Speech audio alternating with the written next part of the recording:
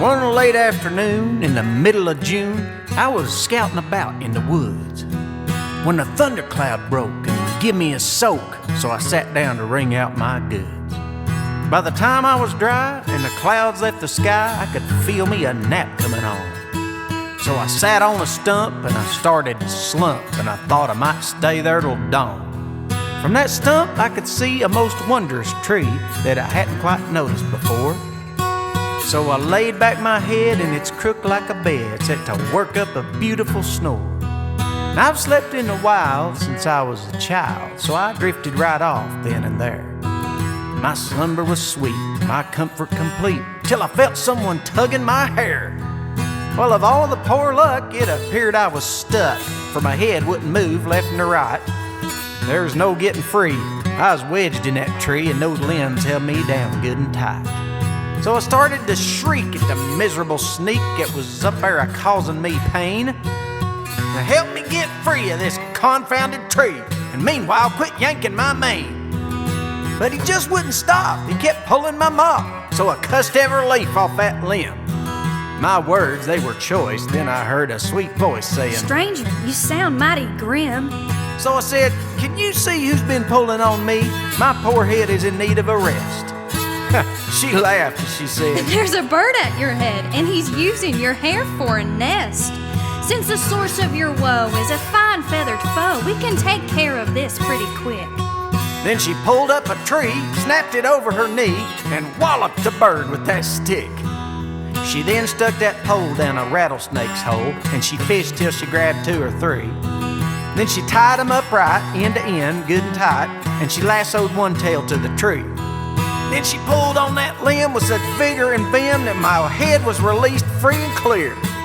I retrieved all my hair from that horrible snare, though I left behind part of my ear. "Thank you kindly," I said, "for releasing my head. That was quite a spectacular feat." Then I looked up and there was a beauty so rare that my big lonesome heart skipped a beat. She stood tall and wide with a dress made of hide from a bear she had killed with a grin. On her shoulders she wore the thick skin of a boar with a slip made of swamp gator skin. She said, "I'm Sally Ann, you're a fine looking man when you ain't knotted up in a tree." So I said, "Howdy do, my name's Davy, and you ought to be knotted up here with me."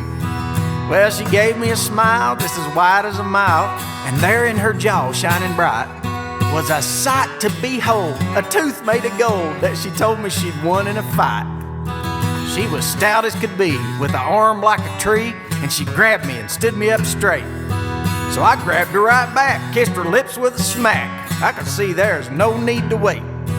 Then I said, "I declare I have looked here and there for a woman like you all my life. Well, you're such a find that I'm feeling inclined to ask you to come be my wife." She let out a yell, swallowed hard, and said, "Well, I was thinking the same about you. So if you are sincere, then my answer, my dear, is a big rip-a-roarous I do." We went straight to her pappy. It made him right happy to give me his daughter to wed. So we tied the knot tight, had a shindig that night where we out-screamed the panthers in bed. She could hunt, she could cook, pull a trout from a brook, tell a cat from a squirrel by its bite, shoot a goose on the fly, swim a creek and stay dry, hug a bear till it give up the fight. I have roamed far and wide with her right by my side. No one had such companion or pal. Chain my heart up and lock it for Sally Ann Crockett. What a tall, screaming, glorious gal.